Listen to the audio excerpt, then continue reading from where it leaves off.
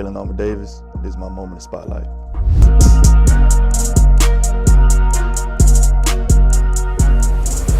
Y'all know what's going on, moment of spotlight. Episode 3 for the year. Joining me today, I have star Baltimore Ravens cornerback Jalyn Armour-Davis. He's an Alabama University alumni.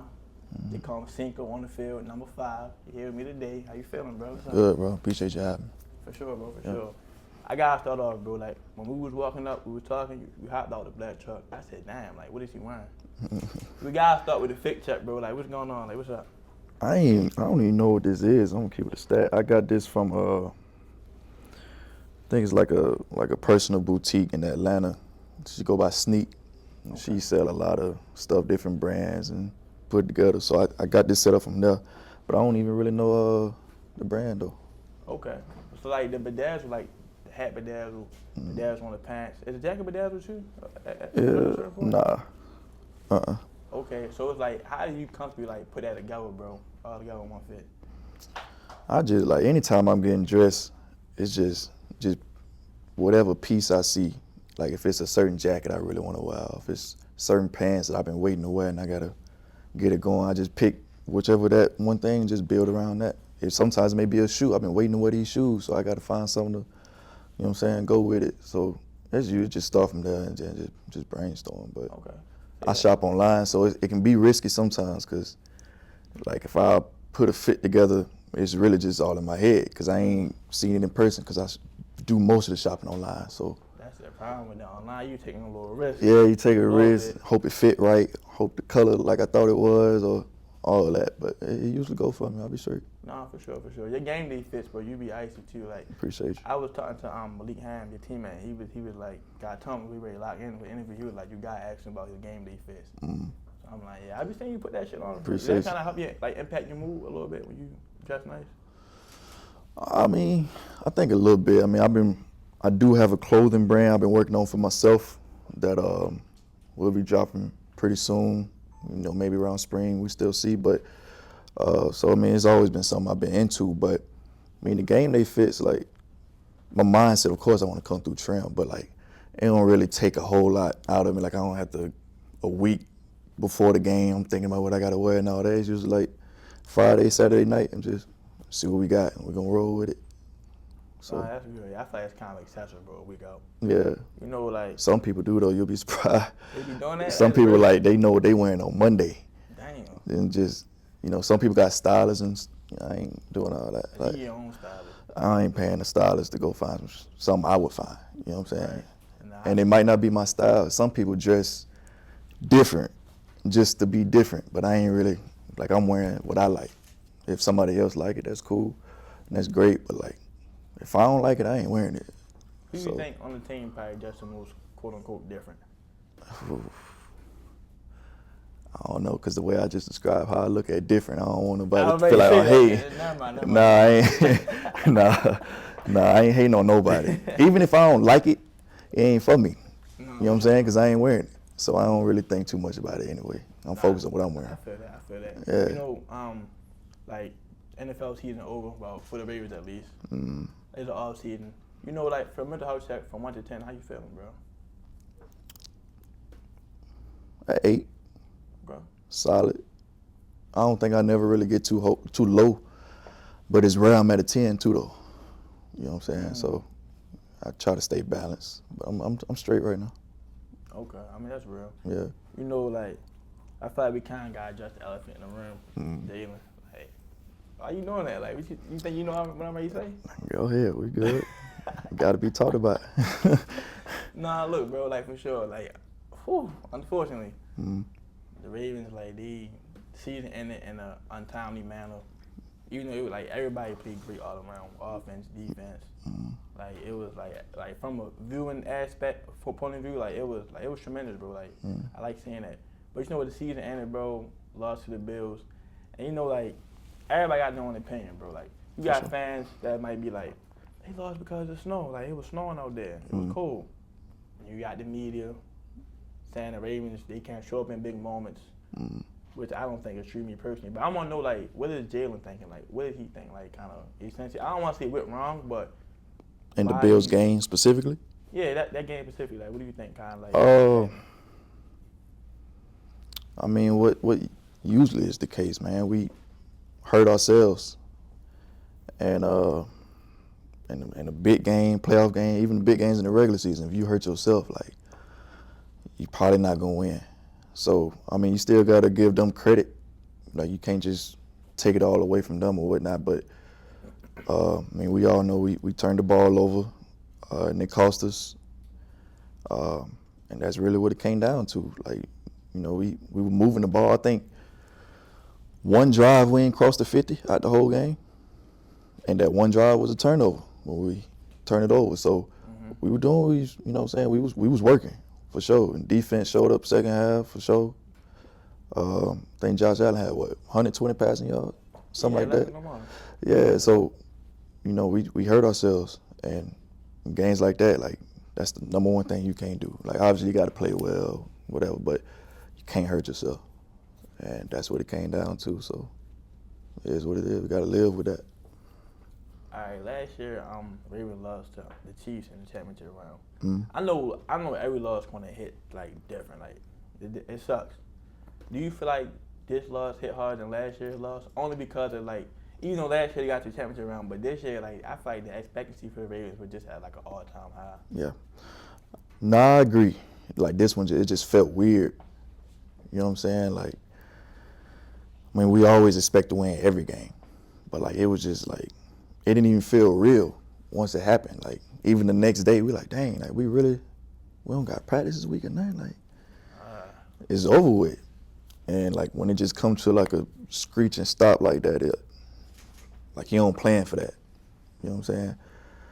So it do feel a little different than last year, in my opinion. I can't really, like, pinpoint why.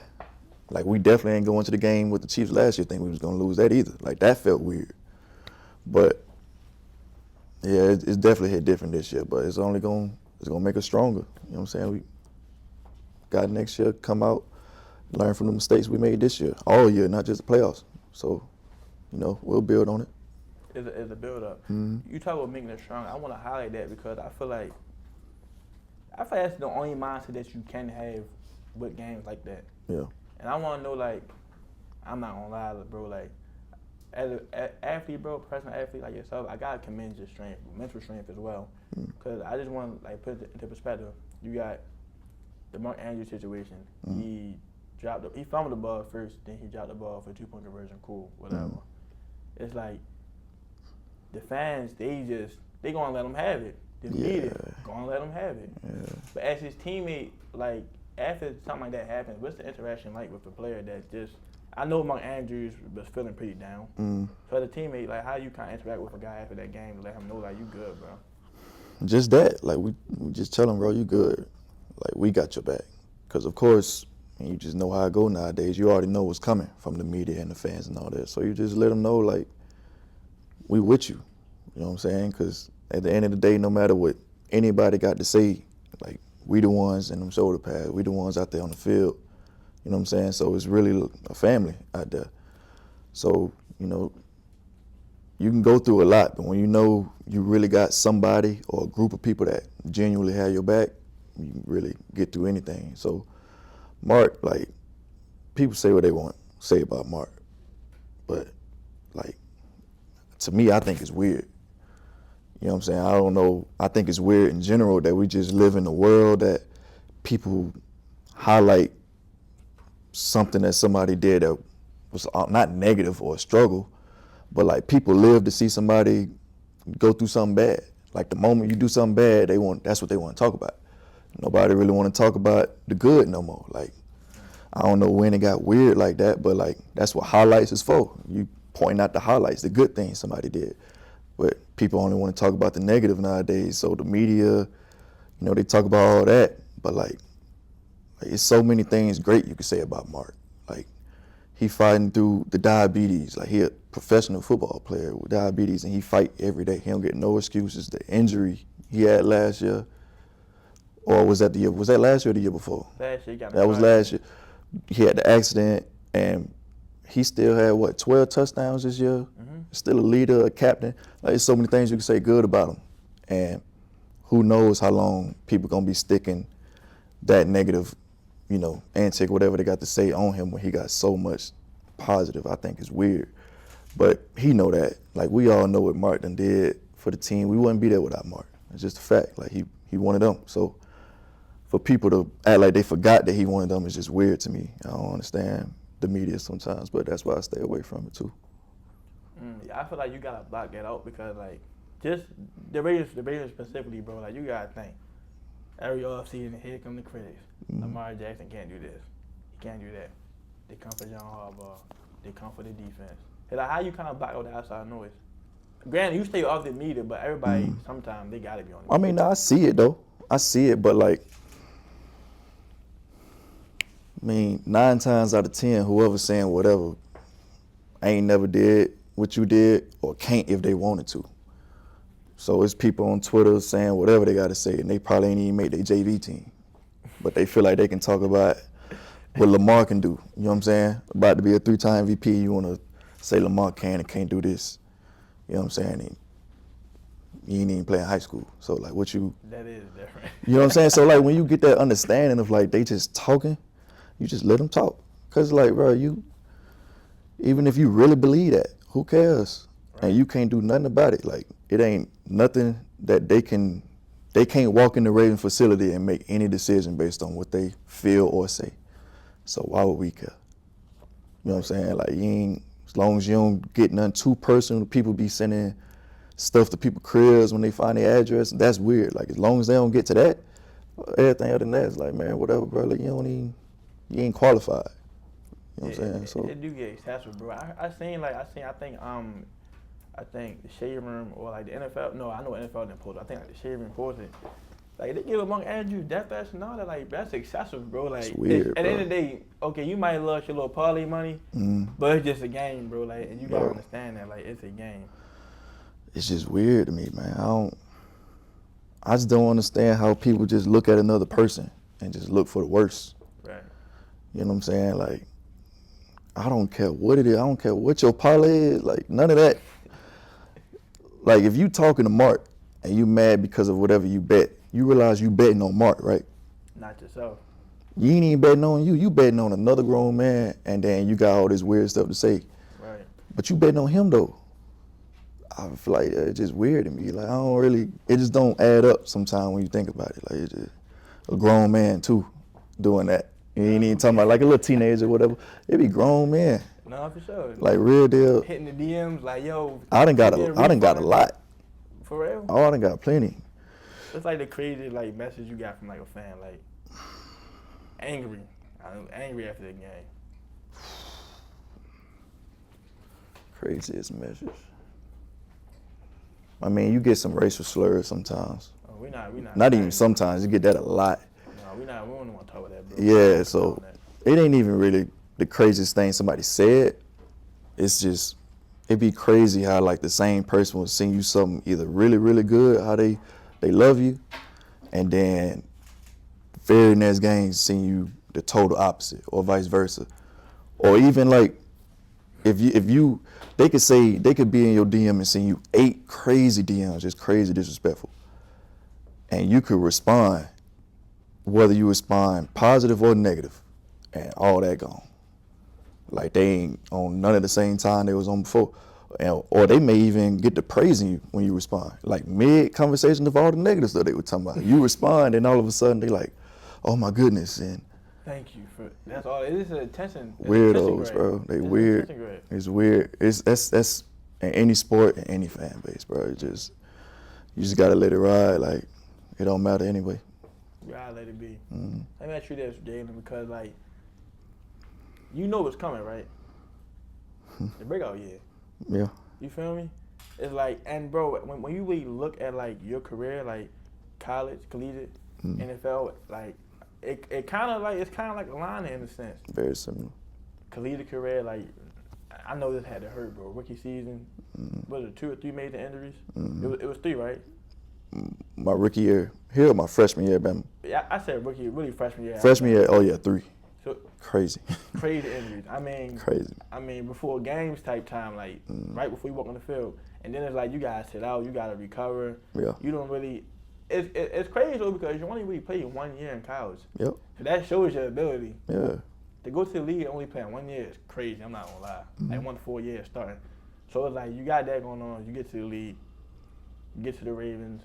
Here comes some more injuries. Yep. Then you got to fight back. You still get like when you hop on the field, like bro, your rookie season, you was strapping up Jaylen Waddle and Tyreek Hill. You feel me? Man. So it's like they know what you're capable of, but it's like the injuries, bro. Like they just like the setbacks be crazy. Yeah. So it's like going into the 4th year, right? Is that kind of like a chip on your shoulder? Yes and no. To a point, yes, because it's like I know what's up. A lot of people know what's up. I wouldn't be here if certain people in the building ain't know what's up. Like you said, I played 1 year in college, and I got drafted with an injury, actually. So the injury that I went out my rookie year, I was playing with it up until I was out. It was just to a point that it was like, okay, like it's over with. So you were still playing while hurt in college? Bro, the back end of my college career in the playoffs, I got injured and we did everything we could, and then I didn't get the surgery on it yet. Like the combine was up next. Okay. And I was like, shoot, if I got anything in the tank, we're gonna use it until I don't got nothing. So like even combine, like everything I did combine, pro day, it was basically with one hip because I tore my hip labrum. So obviously playing corner and all that, that's it's tough. So like everything I was doing from the last year of my year at Bama to my entire rookie season, I was dealing with that. One hip? On one hip. So 40 training. Like I didn't start training for the combine until like 2 weeks before the combine. Cause like all of January we was trying to just get the inflammation down just so I can be able to, I didn't even know if I was gonna be able to do the combine. So like 2 weeks out, we started training for it and we just hit it and just kept going from there. So, you know, with that being said, like this ain't a secret to anybody with the Ravens at all. So no. We at the combine they gonna find out anything you got. Trust me, like you can't hide that at all. So like they know what I'm capable of, because it's hard to get drafted, let alone it's hard to get drafted off 1 year, and it's hard to get drafted off 1 year and you coming in hurt, that we know you need a surgery. So if you're taking that person, why are you taking that person? You must know something. So even the injuries after that from year 2 and even some this year, like the average lifespan of an NFL career is what, 2 years? Yeah. So if somebody that hurt or something, usually you're like, all right, like they gone. Yeah, he just couldn't make it. But I'm still here though, for a reason. Like, so for myself, it's like, yeah, it's a chip, but at the same time, it's just like, bro, I'm just trying to figure it out so I can stay on the field. Because when I'm out there. And the more I play, the better I get. So like even my last year I started at Bama, that's how it was. Like started and just game by game, it got better and better. Just once I get myself to that point, and I know that, so it's frustrating. But once I get to that point to where I'm out here and I'm no injuries or nothing to get me out of here, and then I just start stacking game behind game behind game, I don't really got to talk about what I'm gonna do, because like I know what's up, and it's a reason that I'm here with all that I've been through. So it'll show. Just whenever God got it planned for me. So it'll show. That's real though, bro. Like you gotta understand. I'm not gonna lie. Playing 1 year, getting drafted for the injury, you gotta know you special. Mm-hmm. You know how many players played 4 years of college? Mm-hmm. They might get drafted, but one mistake and they gone. Yeah. But you, like, that's monumental, but you really been able to only have to do one. Not saying you only want to play 1 year, because I know you want to play off. Oh, for sure. Of course. Yeah. But that just shows, like, that just highlights your ability as a player.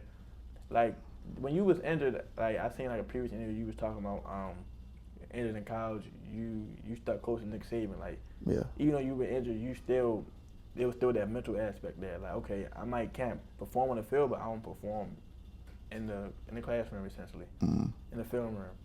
It's like, with the Ravens, was you kind of doing the same thing, like with John Harbaugh? For sure. First of all, when I got here, like, the defense was very familiar to what I'm from, and with Saban. Like Mike McDonald, who was our defense coordinator, he was at Georgia for a while under Kirby Smart, who was the D coordinator for Saban. So he took all their stuff to Georgia, which kind of trickled down to Mike. So when I got here, like I basically knew everything already. So like if you can master Saban's playbook, it's gonna take you so far. And also when I was there, I played 3 different positions, so really had to know everything. So, and it helped me out getting here because with the injuries, of course, keeping me off the field, but I mean, we a talented team.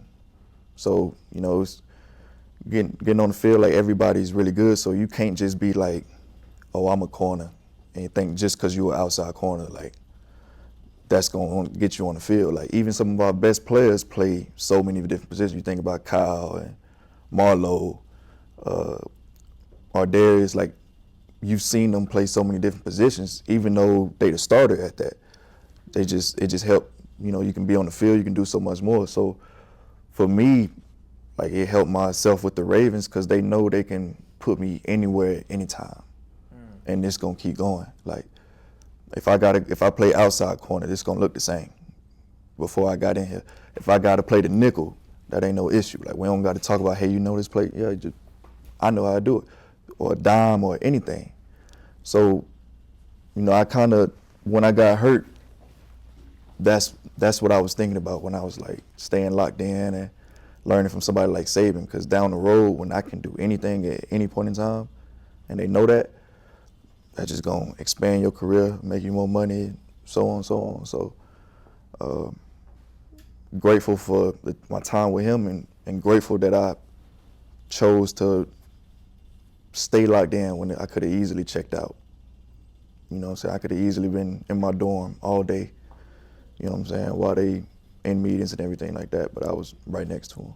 Would you say that time in college when you was hurt, that was like the most challenging part of your life so far? One of them, okay. For sure. If it ain't one, it's 2. Just because I had never been injured, like seriously. And I was just so young. You know what I'm saying? Like, it was the first home game. So what you was, 19 at the time? 18, I was 18. 18. So you thinking that I'm 18 years old, my dreams just shattered. I was turning 19. It was actually my birthday weekend, now I think about it. Yeah, because I remember I had got a Challenger. Okay. And I couldn't drive it because I had your feet couldn't work. Yeah, it was my right knee. Crazy. I couldn't do nothing. Wow, that's crazy. Yeah, so I was just so young, man. It's just, and then of course you coming from high school. Like, if you played at Bama 9 times out of 10, you was in high school, you probably was, you know, one of them guys. Yeah, the man. So it's always tough going to college with everybody, that guy. But now you like out the loop and you behind like the injury, you know, ACL, like you like, dang, how you gonna come back, or how's it gonna be when you come back? Like, you just don't feel the same. You know what I'm saying? You just feel, it's easy to feel down. So it was, like, I think if I went through something like that now, you know, I get through it. But at that time, at 18, 19, I'm glad I got through it, for sure. Because, like, it's easy to think about a lot instead of just working or just thinking about what's in front of you. Think about your problems. Yeah, just what's in front of you right now. There ain't no point in thinking about what happened. Just do what's in front of you. How does your body feel though? Like, I don't think people understand, like, them injuries real. Like, once he see it, like, you get injured on the TV, right? You watching. Once you call off the field, they think like, oh, he'll be fine. But like, nah, like, bro, I'm in pain. Like, like, how your body feel over time dealing with something like that? I feel great, thankfully. Okay. That's good. Yeah, like, but I've seen people that is literally like never be the same from an injury. We've seen it all the time. You look at a lot of professional athletes, but like for me, like seeing it in person and knowing somebody like, dang, bro, he was never the same. That kind of like, it make your head stand up. It make your skin crawl a little bit, especially me, because it's like I had so many chances that I could have never been the same. With all those injuries, like all the injuries I've had, and I not slow down at all. Not going to slow down, like, but I had a lot of chances that I could have, you know. It could have been over. could have been over, or just not the same to the point that this could have been over 2 years ago. Right. You know what I'm saying? So blessed, you know what I mean? Just working around the right people, the right trainers, the right doctors to do it, and just keeping the right mindset. So definitely blessed, man. Nah, for sure. All glory to God, bro. You For got sure. a bunch of blessings. You gotta talk Let me to ask you God. this. In college, right? So you Mhm. were a sports marketing major. Mm-hmm. Like you said, you went through a lot before getting drafted. Like, even if there was a part of you that was thinking, like, I might not get drafted, what, like, career path would you have chosen if you didn't make it to the NFL? That's a good question. Thank you. Because it got to a point where I was getting nervous, like, damn, it may not be no NFL. Then what? And then when I started thinking about then what, I realized I really only had one plan. And I didn't want to come with a plan B. Because, like, I didn't want anything that is like, what if I come up with something that do make sense? And it's like, oh, I would do that and be okay. Okay. And then if I feel okay about it, then I start to care a little bit less about football because I know I'll be okay over here. I ain't want that thought. Like, I really wanted to be like, bro, this is all I got. And really it was, because like I said, I couldn't come up with anything at that time anyway. And that's when things started to change for me. Like, where I really felt the pressure of, like, right now or never. Literally, like, if I don't get it right now, I may not ever get to what I could have gotten to or what I was set out to get. So I had to get it done. So the thought of a plan B made you say, no, I gotta lock in on plan A. Thought of a plan B made me realize where I was at.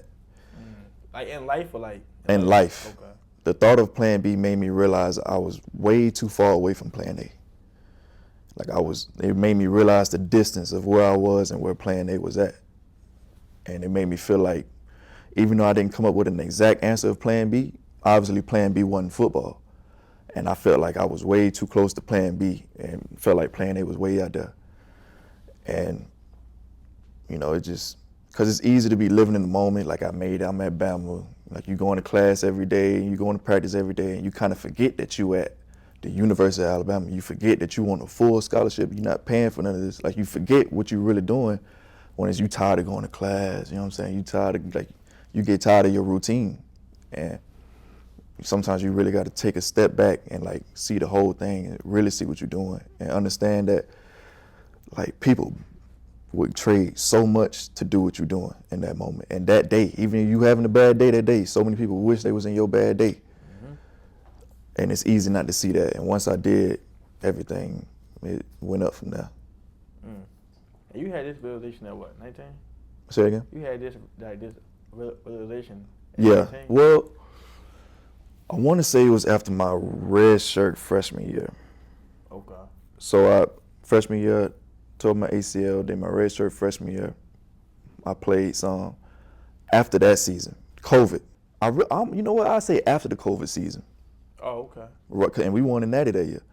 But right after that COVID season, that's like, because I was a red shirt sophomore at that point.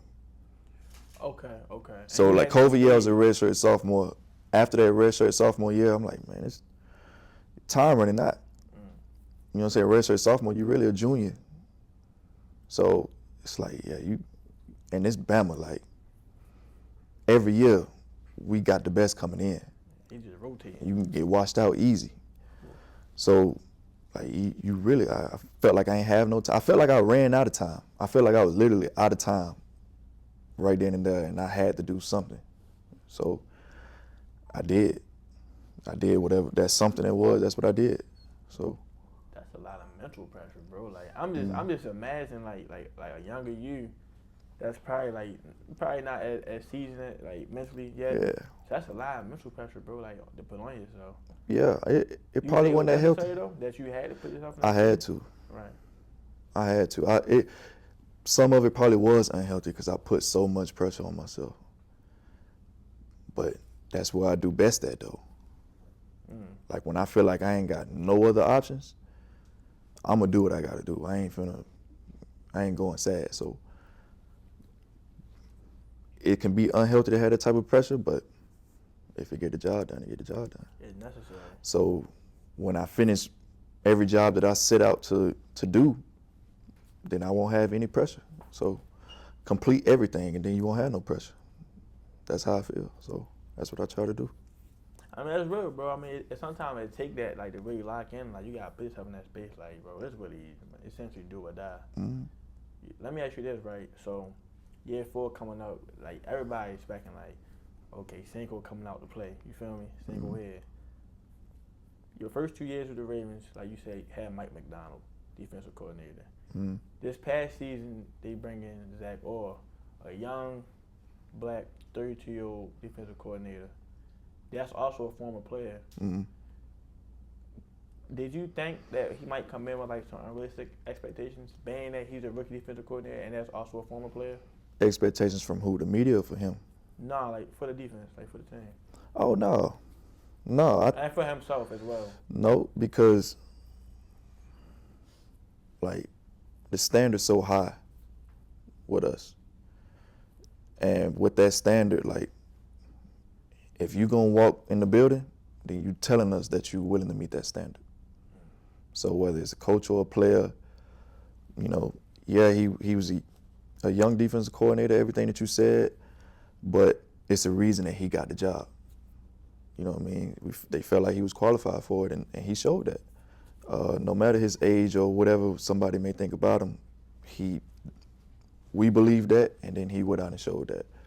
So, I mean, he knew what to expect of us because he was a former player, and he was a former player here, so he know what's up. And that helped us out because it's always good as a player when you talking to somebody that you know they done did what they talking about. Like, everybody hate to see somebody that talked and can't walk it, but he did it. Like, we can pull up his film and watch him doing exactly what he trying to teach us to do. So if somebody wondering why you teaching it like that don't seem right, well, this is not only just somebody doing it, this him doing it. So all that tied in to where you would love to play for somebody like that. Like, you really playing for someone that actually know how it is. Like, it's easy to be like, oh, coach, you know how it is, but no, he really know how it is though. Right. You know what I mean? Like, you really sat in these chairs for real. So it's always a plus. That's a big plus with him. Like, why would you not want to be around somebody like that? On top of the fact that he is a great coach and a great person to be around. So it's big ups to Zach. Great year 1 for him, and he only gonna get better. Sure. Excellent year 1 for Zach. And I want to highlight that too because it's like you said, it's a difference to have like say if the Ravens hired me to be a defensive coordinator. Like, I played Pop Warner football, but I haven't played professionally. So I'm telling you, like, Jaylen, get down here. You're gonna be like, come on, bro. Like, I'm gonna listen because you're the coach, but do you really know where? Yeah, yards? I mean, not in every situation because not every player and not every coach played. They haven't though. So not necessarily like off rip, just not gonna trust what the coach saying. Right. It's not really that like you not gonna listen if a coach don't have the experience like Zach do. It's just a double plus when they do have the experience that Zach do. Like, you're gonna listen to your coach because and have more trust. Yeah, like you're gonna listen to your coach and you're gonna trust your coach because, you know what I'm saying, it's a reason he got his job too. Like, it's hard to get our job, it's hard to get his job too, and it's a reason he got it. But, you know, having somebody like that, it just makes it even better, really. Okay. Yeah. Let me ask you this, like the first, I want to say, like the first 2 quarters of the season, 2 quarters kind of going to the third quarter of the season, the Ravens defense was kind of ranked like 31st in almost every category. Yep. Which goes against the standard. You know, Baltimore known for defense. Like, sure. Our offense is a powerhouse, but like since 2000, defense. Then, kind of really before the bye week, but kind of really around the bye week, which was week 14, but kind of really before then, it was a whole 360. Right. I mean, everything turns around. Zach Orr, everybody like gets together. I want to know like what happened, like what made like the piece of the puzzle really come together essentially.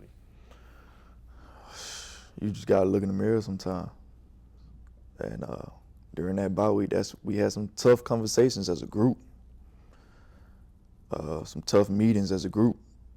But some things had to be said, some things had to be understood, and the truth had to be laid out.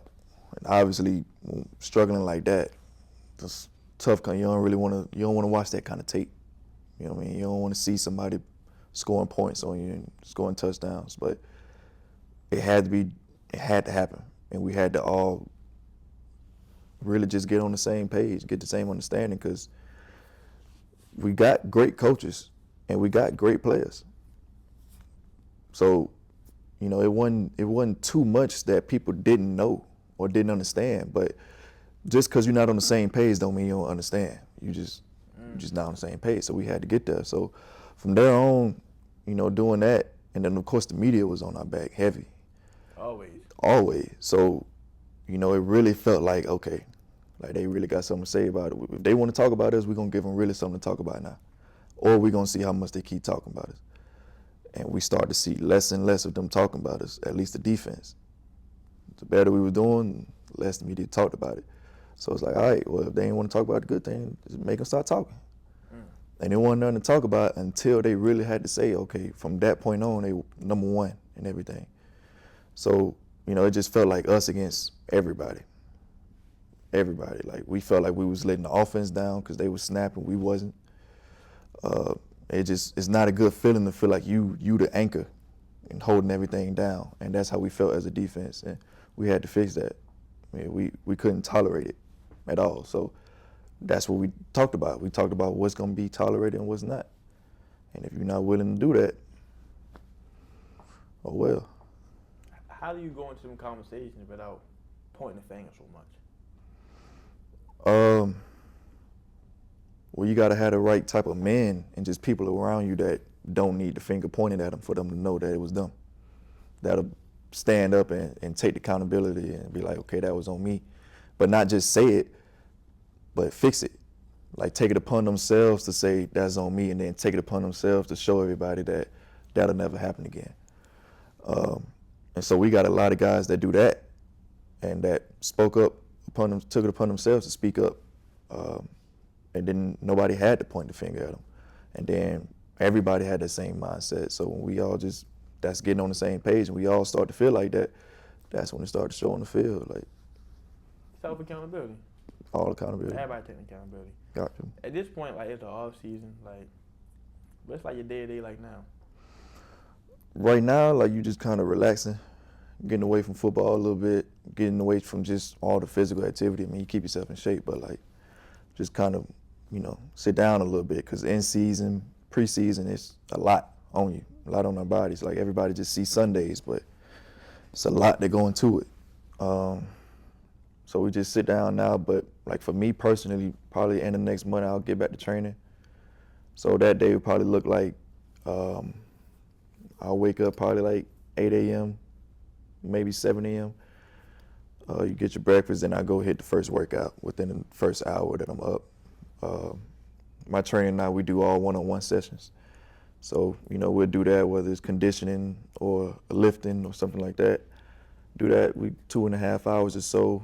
From there on, you get some lunch. I'll probably take a nap. If not, that's when I'll probably go do my Pilates around like 1, something like that. Pilates gets you right. Yeah, Pilates ain't easy.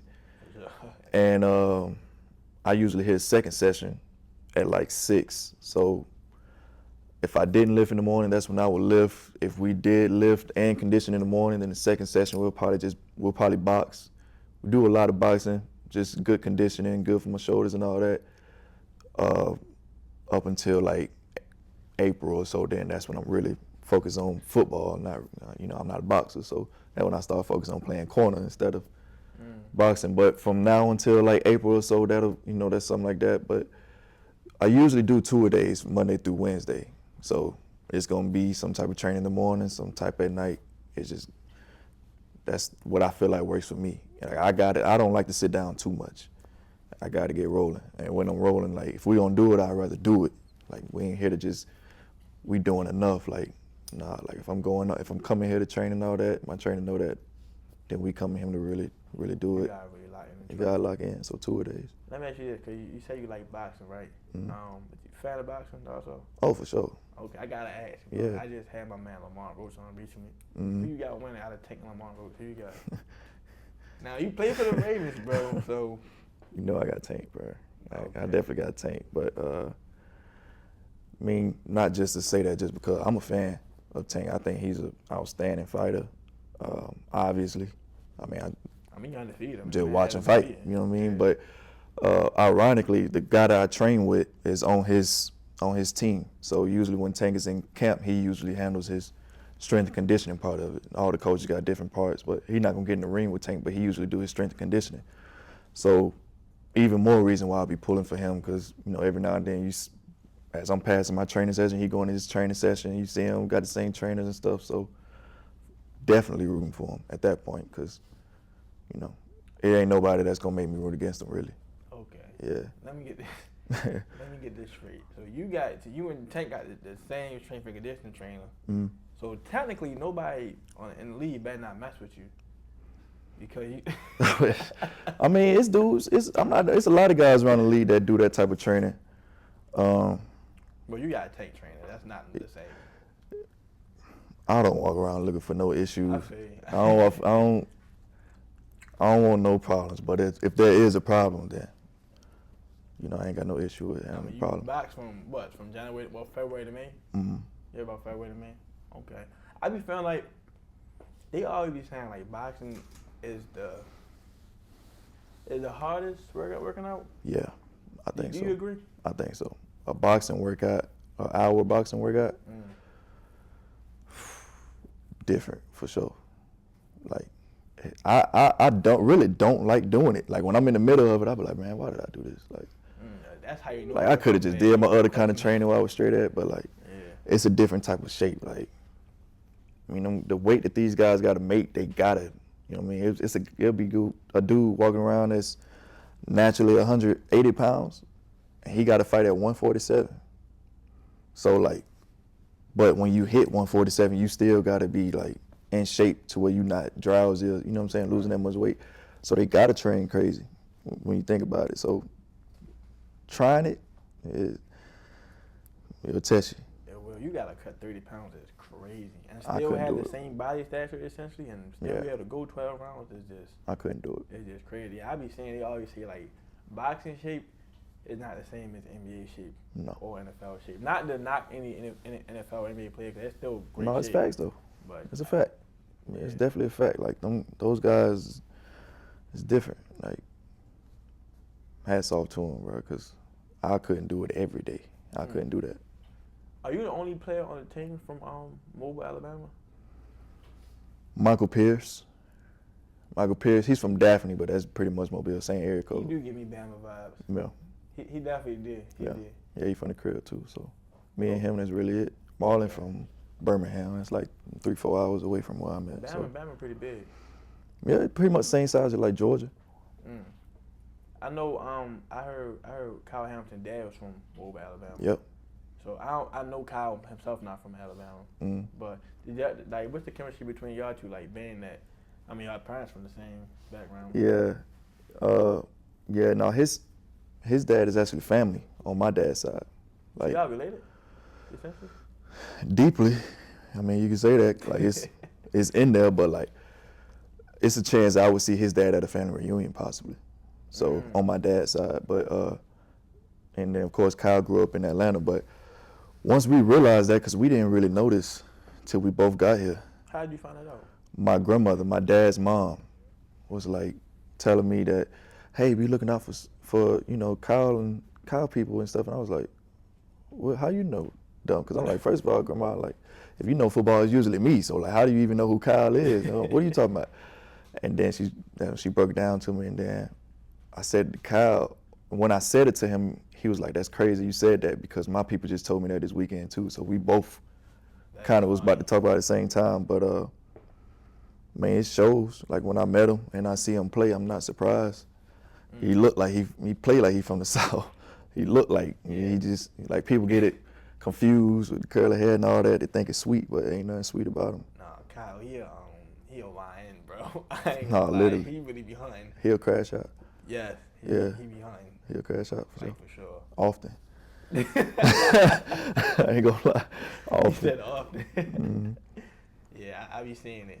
When you first came to the Ravens, did Marlo kind of give you like any advice? Only because y'all come from a Nick Saban team in Alabama, and then y'all both play the same position. Did he like kind of like mentor you in a sense? I mean, a little bit, but he ain't had to say too much. Like, it was already understood. I kind of knew what I was walking into. And since he know I played for Saban, he kind of know what I'm coming in thinking. You know what I mean? Like he know when he tell me it's time to work. Like I'm familiar with that. It's not really like it's not gonna be uncomfortable to me. So it really wasn't too much that had to be said, but definitely welcome me with open arms for sure. But like so it ain't really too much to say. Yeah, no, that's real. Yeah. What advice do you have for like incoming rookies? That, cause I be saying like, the rookie league minimum is like what? It's like a mil. I think it's probably like $850 right now. $850. It go up every year though. Oh, so from when you was a rookie, it went up. Yeah, it's going up. Yeah. How much? It go up like $150 a year. Every year? Mm-hmm. Okay. So like, cause like you said, like we just putting out there like, in some cases like the expectancy is 2 years in the league. Mm-hmm. So it's like you might only get that 850 once. I'm just being honest with some people like. Mm-hmm. So like, what advice would you give like incoming rookies, bro, so you know like how to manage their money? First of all, like for them to realize like it's not college, bro. Especially nowadays, the transferring and all that. Cause like it's not too often you in college and somebody gonna just take your scholarship unless you get in trouble or something. You done did something. But like you just wake up and they like, hey, we're just gonna take your scholarship. That don't happen too much, at least at the big universities. So it's easy for them to come to the NFL and feel like once you get here, like you made it, like they straight or whatever. Until they like see they not. And once you realize that you're not, it's too late. And it can be done just like that. And for a lot of people, sometimes it ended, even if they know that. It just happened that way. But it's been a couple times I've seen myself to where it's like they not a bad player. They could have made it. But they thought it was sweet. And they realized like this is a business and they don't have to have you here. Like nobody here needs you for real. It's very few people that is a necessity in the whole league. You can name it's like 10 of them, literally. Like the top quarterbacks and a couple other guys. Anybody else you can be moved around. And sometimes you see that they realize that too late. So regardless of that can tie into money, because they thinking they're gonna be here and they're gonna be straight. So they doing whatever with the money until they realize it's over with. Now you ain't got no money and you ain't getting it back. Like you think you just gonna get it back just because, like, no, bro. You will get moved around quick. Like it's not for long. That's what we call the NFL. It's not for long. So okay, that makes sense. Well, what did you do when you got into the league? Like, how did you kind of manage yourself? I mean, you gonna do some things, for sure. Like you gonna buy some. I mean, I peeped the drip. I know you was cashing out. Nah, like when I buy clothes, it don't gotta be expensive. I just gotta like it. Okay. That don't mean I don't got expensive pieces, but I still every now and then will get something off a site that I was getting off of in college. You know what I'm saying? Like I still go on to ASOS and find some pants. Okay. You know what I'm saying? I still, if I like them, I like them. Yeah. If they fit, we good. So it don't gotta be expensive. But I mean, I ain't have a whole lot of money coming up. So I was and still now you'd be scared to mess it up. You know what I mean? So that's a real fear. Yeah, I feel that. Yeah, so like I did some things then, but at the same time I was still scared not to do a lot because it ain't guaranteed. Ain't nothing guaranteed. That's So, fact. yeah. You got a marketing specialist and a manager and Hannah White. How essential like for your career, bro? Like is having like a player like that on your team? Very. Just someone that's literally they main job and what they trying to do is vouch for you. You know what I mean? Like I can't really think of too many situations where that would be a negative thing. So her trying to get my name or all her clients' name out there and get brands that want to work with them and help build the brand and also build the client is nothing but positive. So having someone that does that for you and that's all they care about is just all positives. So for me, it's only been all positives, you know what I'm saying, being one of her clients and allowing her to, market my brand and my name and, just helping me grow. That's real. I just feel like I feel like players don't really understand. Like, I mean, I can't speak for other players, but I know some players don't have that. Mm-hmm. Cause they don't understand like the importance of having that. Yeah. Especially coming in. Did you have that like your rookie year? Or No. How long did it take for y'all to get connected? Last year. So I've been signed with her for a year now. Okay. Right at a year. So I was one of them players. I was never really like into social media. Like if I didn't play football, I probably wouldn't even have an Instagram. And I never really like cared about marketing, getting my name and out there. And until she stressed to me the importance of it and how it can help me, or some of my teammates that she worked with and has worked with, which is how I even heard of or met of her, is through mutual teammates. And hearing the same thing from them that I heard from her, and how they showed me how everything she's saying came into fruition. Like she wasn't just talking to talk, seeing other guys where they could say, hey, like this is what she did for me, and they can show it and, see it's happening. I was like, you know what, I'll try it. I'm not into the social media and all that, the marketing, but I'll try it. But like I said, it's been all positive. So another thing that I'm thankful and glad that I was able to make a good decision. Yeah, I would never hurt to try something, especially as like another gateway. Yeah. In a sense, you can get sponsorships through that. Mm-hmm. All kind of, that's essentially what marketing is for. Yeah, endorsements and stuff. Yeah, endorsements. Yeah, for sure. Let me ask you this, right? On a personal level, like, what's some of your I'm gonna say like some of your top 3 pet peeves? Man, number 1, I would say I hate when someone asks me a question that I know you know the answer to. I don't like that, bro. Like that, like whether it's like a text or even like something simple. Like I'm bad about it. I ain't gonna lie. Like it shouldn't make me as mad as it do, but like it be lusty. Like if I'm sitting on the couch eating cereal, watching SportsCenter, and somebody come in and be like, what you doing, eating cereal? Like that shouldn't make me mad, but it really do. Or if they walk in and look at the TV and be like, what you watching, SportsCenter? And I'm like, bro, you messing the vibe. Come on, bro. Like you see I'm eating cereal, bro. What you mean am I eating cereal? So like that shouldn't bother me, but it is a pet peeve of mine. I ain't gonna lie. That's 1. 2, I'm not very sympathetic. I'm not a sympathy type of person. Oh, Cinco cold. I ain't gonna say I'm cold. I don't know. It irritates me to see someone else feel like the world is coming down. Like I'm just a person, like I naturally, if I hear a problem, I'm gonna immediately start to think about the solution. I'm not the type of person to just talk about the problem over and over and, oh my goodness, the problem, oh my God, and you just feeling all the pity about the problem.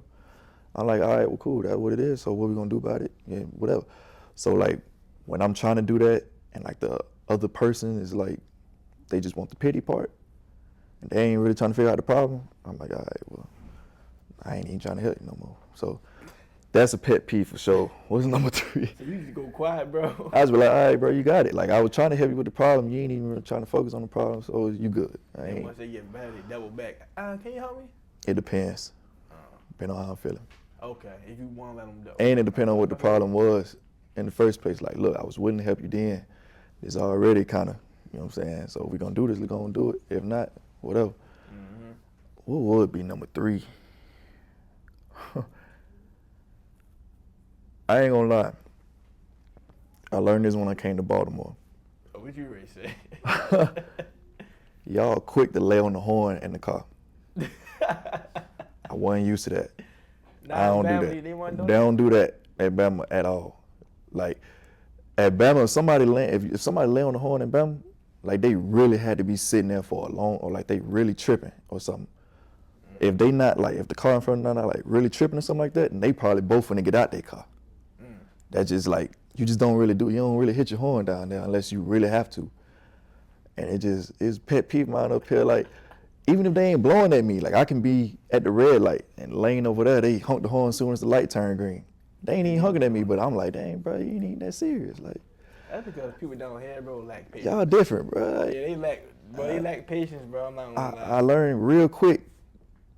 I ain't like it. I still don't like it, but I'm like, I get it now though, because at first I really thought it was a problem when I'm seeing people honking, because I'm used to.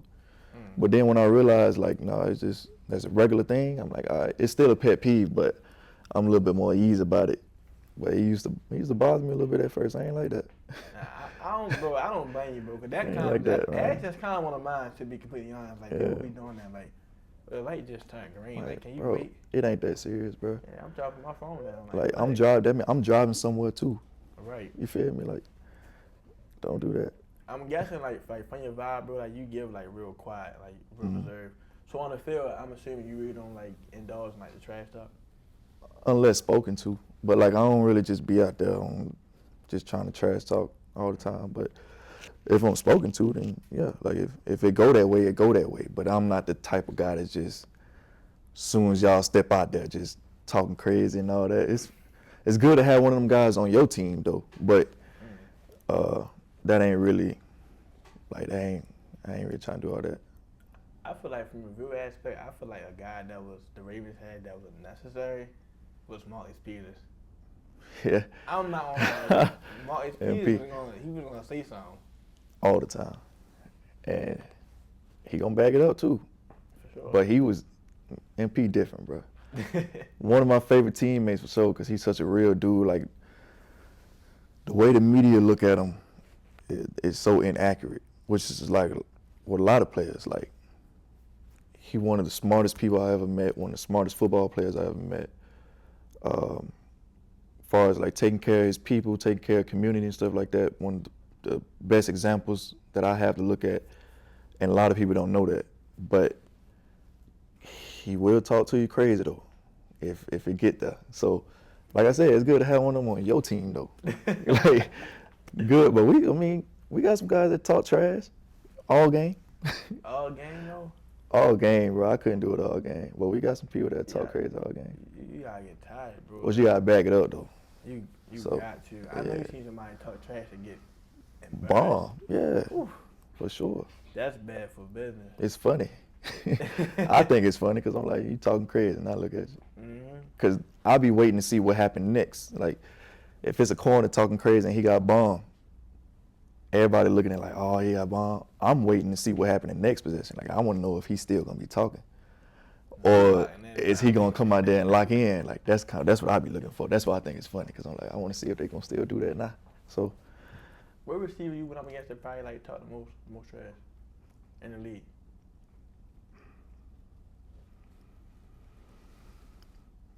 I don't know. I don't never really had nobody talk to me. Oh, so Even like when I was like in college or high school, like people never really just talk trash to me for real. Like it ain't too many times on the field people just talking crazy to me. But far as hearing them talk though, DK Metcalf, as expected. Yeah, he always talking. I be saying. He be talking, but as far as people that get to just like really talking crazy, like damn, talking like that on the field. That's really it. Like when we played Seattle last year, even though we won by a lot, he still just. He lost. He still was running his mouth. I mean, but he can back it up though. I'm not. He can gonna lie. back it up, though. Discredit DK, like, you know what I'm saying? Dog, like, for sure. Like yeah, they was losing as a team, but he personally can back it up though, on the field and all that. Huh? He had a decent game against the Ravens that game. He had one big play. I remember he caught like a dig and got some yak off of it, but outside of that, I don't think he ain't really do nothing like crazy for real. Cause we won by like 28 or something like that. So. Okay, see that. You know the draft coming up. I know like they got some stars coming out. You got Shador. You know what I'm saying? You got Jaylen Milroe coming from Bama. I want to know like just on the Bama aspect, who you kind of looking for in the draft coming out? If you still pay attention to Alabama. Yeah, no. I watch every game. Okay. Malachi Moore. Okay. Malachi was one of the few people that I played with, because, you know, I've been out Bama for 3 years now, so most of us all gone. But Malachi had a crazy freshman year, and from there on out, you know, I feel like people kind of forgot about him. And in football, like, regardless of how talented someone is or isn't, the dogs always stand out. And he one of them. And me knowing that personally, I just can't wait to see how well he does in the NFL. Because in the NFL, like, you got to be a dog. Like, if you not, I don't care about your talent. Like, you done seen people that's so talented and they out of there quick. Probably ain't had that much dog in them. Or some people that stay around for 12 years, that's 5'8", 180, and running 4'7" or something. But he a dog, though, because the dog just take over when he get out there.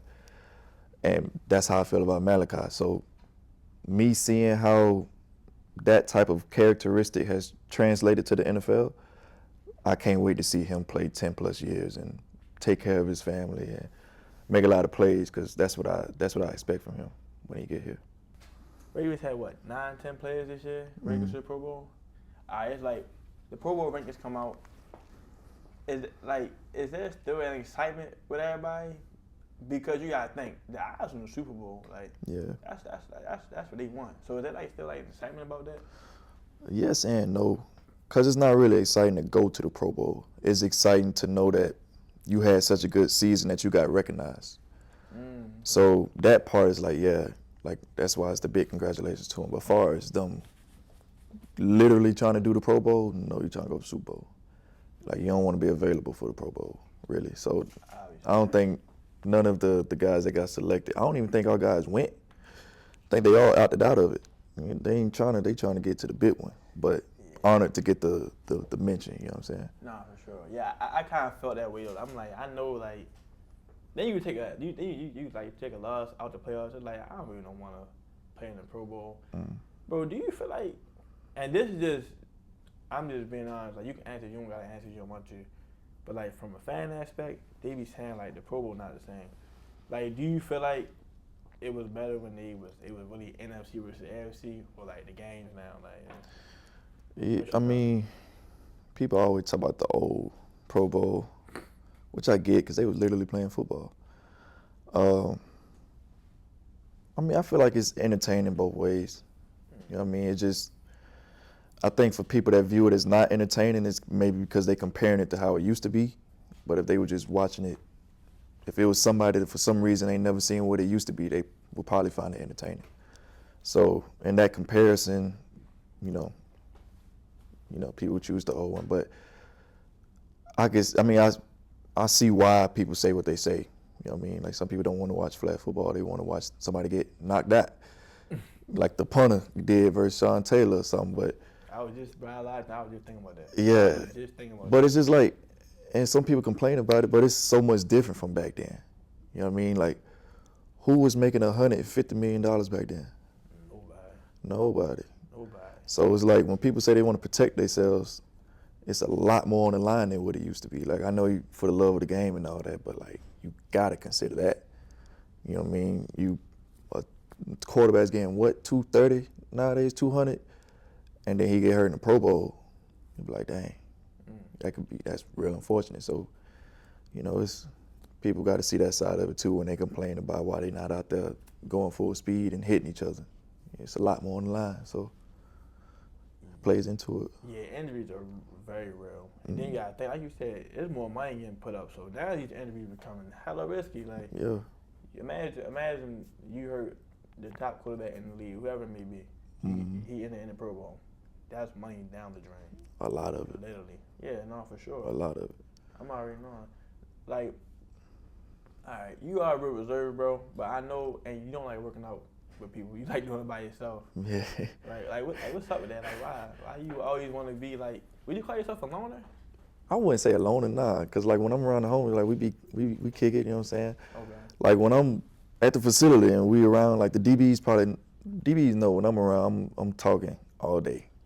Okay. And practice, whether we in drills, like I'm just cracking jokes. I got everybody gonna have a nickname that ain't got nothing to do with your real name. Like, that's just me. Like, they know that that's what I'm gonna come with. So I wouldn't really call myself a loner. It's just like, I will say I'm one of them people that, like, my battery die quick though.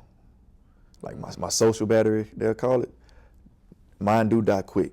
Like I pop out and joke and all that, and then after a little bit, I'm like, I'm ready to go home. Like, so that's just me in general. But in terms of the workout, like, I don't mind working out in group settings, but like, I just prefer it because, especially off-season workout, like I'm here for specific things. Like I don't want to be in a group workout and we all doing a workout that's on the board. You know what I'm saying? Because I can do that.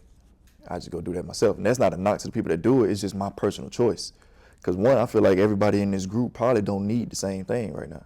Especially me, having injuries and stuff in the past. It's specific things that I need to hone in on and work on. So being one-on-one with me and Curtis, named my trainer, one, he know my body almost better than me and know how it's going to react before it happens. So he forms certain workouts based on the result that he wants or based on whatever area that he targeting, not just for 5 guys and we just squatting that day, like we all squatting. I could have did that myself, so. Yeah, when you put it into that aspect, it do hit different. Because it's like, especially with your case being so particular, like you had the injuries. Yeah. So it's like, you need to work on these specific things to get the strength back in these specific parts of your body.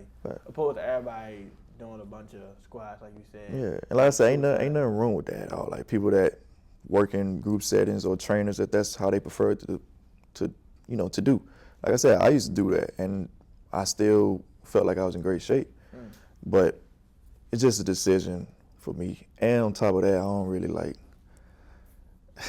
as crazy as it sounds, I don't really like people like that. I don't really like people. Like not in the sense that like I walk around mad or nothing, but like I don't like crowds. I don't like just being around like a lot of people all the time. Like that's just, it don't irritate. I just prefer not to. Like I don't mind being here. I just don't want to be here with it's like it's a certain amount of people that'll make me turn around. Oh really? Oh for sure. Like okay, what could we be going like? So don't bring you to Coachella. No, I ain't going. No, unless we got some kind of passes backstage or we back there chilling VIP. Other than that, I can't. No, like I'll walk in a restaurant, and even if the waiting line not long, I can be, they can sit me right now. Right. But if it's just a certain amount of people here, I'm just like, nah, I'm finna leave. So do you feel like it might be like an anxiety thing?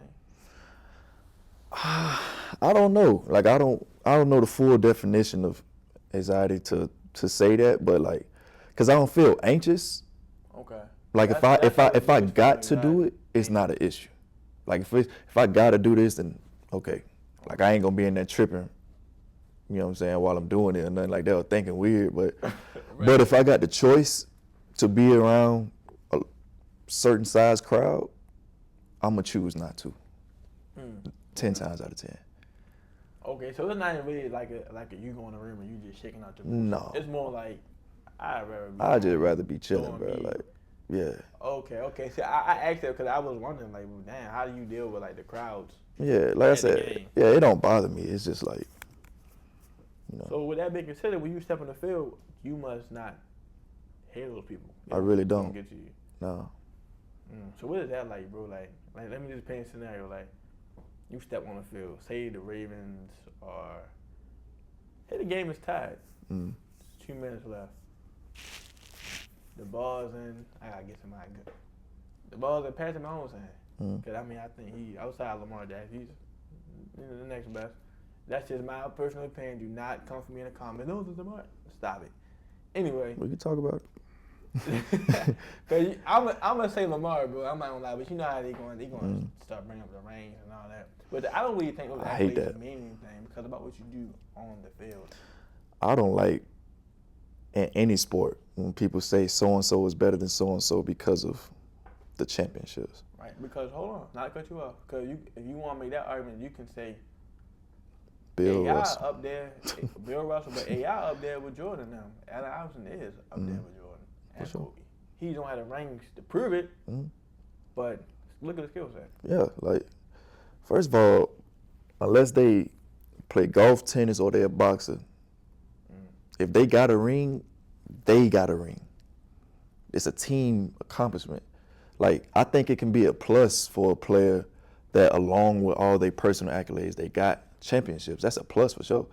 I just don't see why it brings somebody down because they couldn't win a championship, because it's a team thing. Like, in any sport, like, how many teams can you name that it really was just because of they only had one good player. It's gonna be a main player, but like that main player still got some good pieces around him. Yeah, That's he got some in help. any sport. Like that's the fact. So it's a team award. So I don't see why they be like, oh, so and so over so and so because of the team award. Like I'll never understand that, because if you take the person that you saying ain't that good because they ain't got rings, and I say, okay, well, what if that person got 4 rings? And you say, okay, well, then they way up here. How are you gonna say if his team did so much better, they would be way up there because of how he is as a player? It never makes sense to me. It don't make sense. It don't. It makes sense. I argue with my brother, my cousins all the time about this, cause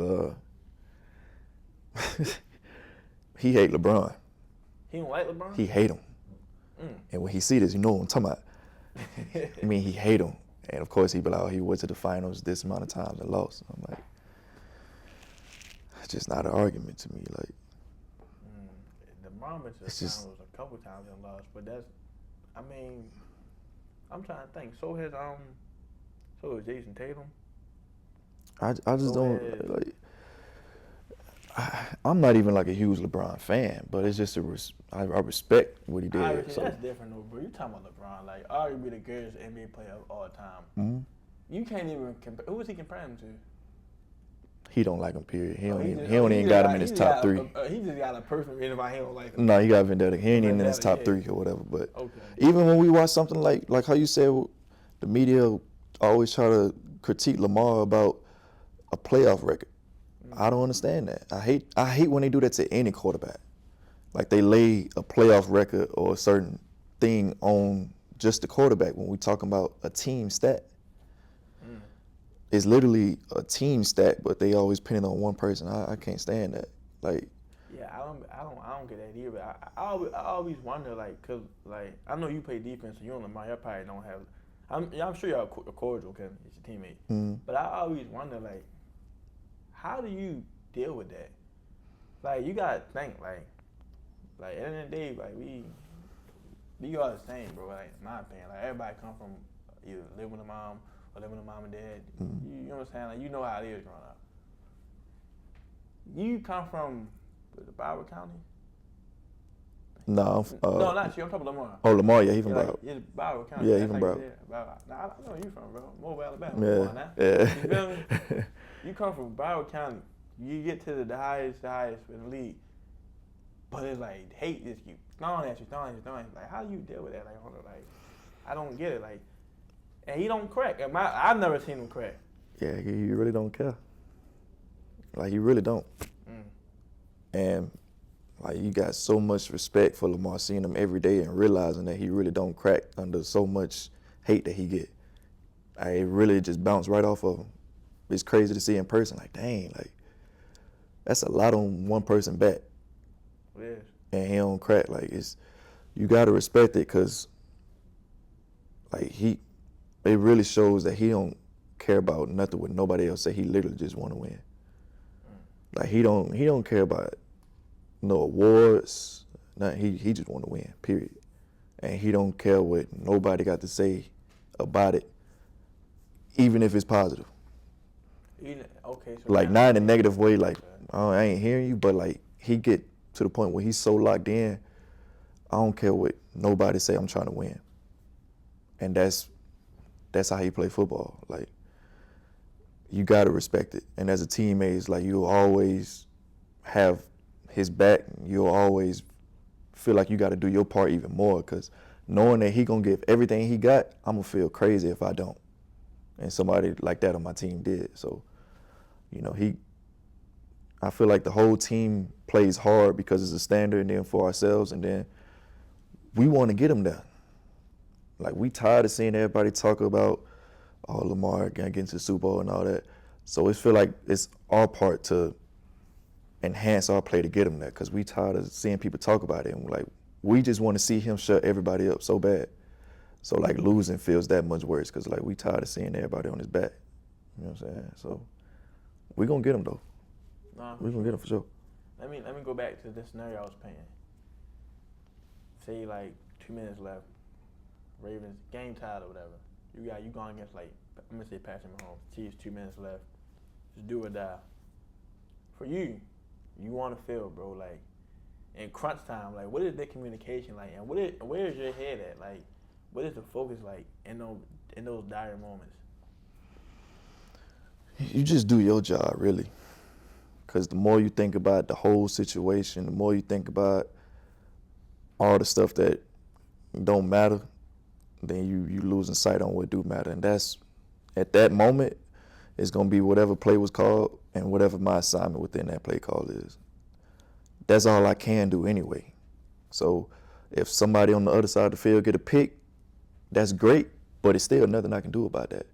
If they score a touchdown somewhere, that ain't great, but it's still nothing I can do about that if it's not what was part of my assignment, or if it was literally nothing I could do about it. So it ain't, all the external thinking is just got to go out the window. But in order to get to that point, like that's why we got to practice a certain type of way. Like our practices are not easy.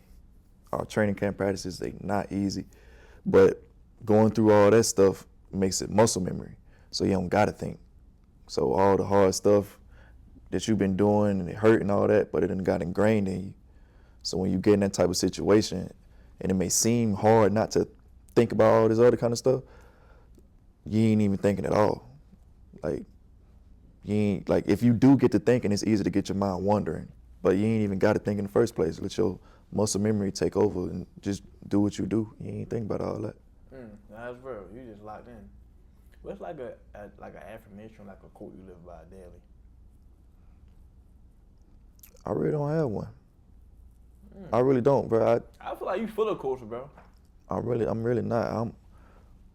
I know a lot of people that, that is and have their certain quotes or even see a quote every day, but I'd be lying if I just sat here and made one just to say it. Like, no, I really don't. That like, actually would have been funny. Yeah, like, look. I just wake up, bro, and what I got to do that day, figure out what it takes to handle what I got to handle that day. Okay. And wake up and do it again the next day. Well, it's just a focus mode, isn't it? Just lock in. Yeah. That's fact. Before you wrap things up, I want to know, like you, bro, you already a go athlete. I want to know, though, like, outside of football, who's somebody else that you kind of look up to for, like, that kind of, it's essentially like your hero, what kind of inspires you?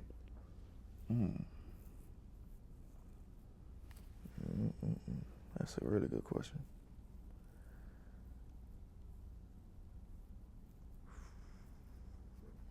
I think Usain Bolt. I was always a track fan. I ran track myself. And I think for him, the reason that I really enjoyed watching him and looked up to him is because of the respect that he had from everyone around him. Like I feel like I'm real big on respect. And it's not like a respect like somebody got to look up to you, but just a mutual respect is something that I value. And I think when it came to him, of course, in the track world, everybody knows what's up. It's Usain Bolt. But that's a respect thing. You know what I mean? Like, it's somebody that got respect in every sport, but like his was just like, bro, I'm here until I choose to not be here. And everybody knew that. So it's like everybody was competing for second. And, just the way he was viewed from the people around him, I just always thought that was like just so tough. Like I was like, dang, bro, that's inspiring. But he only got it because of the work that he did to become the best. So like, why not strive to be like that? So that also had an impact on your work ethic. Yeah. Like for sure. That's real. That's real respect though. Like when they know when Cinco step on this field, you gonna work. And you gonna get work too. You feel you gotta lock in. yeah. You gotta earn that respect. So I feel like I'm in the process of still getting there because I feel like it ain't there. It's when do you feel real like you have it though? Like what do you feel like you have to accomplish personally that really be like, all right, now I got it? I feel like, especially with the way that I think, I probably would never feel like I got it. But you hard on yourself, bro, Jaylen. I ain't gonna lie, bro. I know you it. already like that. So I feel like I'm probably never gonna feel like I got it, but that's gonna keep pushing in that direction because I still, no matter what I do, I could end up being a Hall of Famer. I probably still won't feel like I got it. So it's just, you need to at that point, though. Yeah, that's just the way I think, though. Like I said, it's sometimes not always healthy. I know it. But it's what's got me here through everything I've been through. So it's part of me now. I mean, it keep you on your toes. Yeah. So, I mean, like you said, if it ain't broke, don't fix it. Yeah. And I mean, that way of thinking has gotten you to levels that you didn't think you'll get. Well, you knew you'd get some levels. I mean, I said that, but you had to see it first. Yeah, for sure. So, I respect it. Before we close out, anything you want to leave us off with? I know you're not big on affirmations now, so you feel me? What's up? What you gotta say? No, man, I just appreciate y'all, having me in here, man. Just to talk about these topics, I think it's good to talk about because there's always someone out there going through something similar that may not talk about it or they feel like they the only ones. So hopefully they watch this episode and, see from someone else that that went through something similar to know that, you're going to make it. As long as you make it, you got to make it happen. Don't just wait on it to happen. You got to go get it. So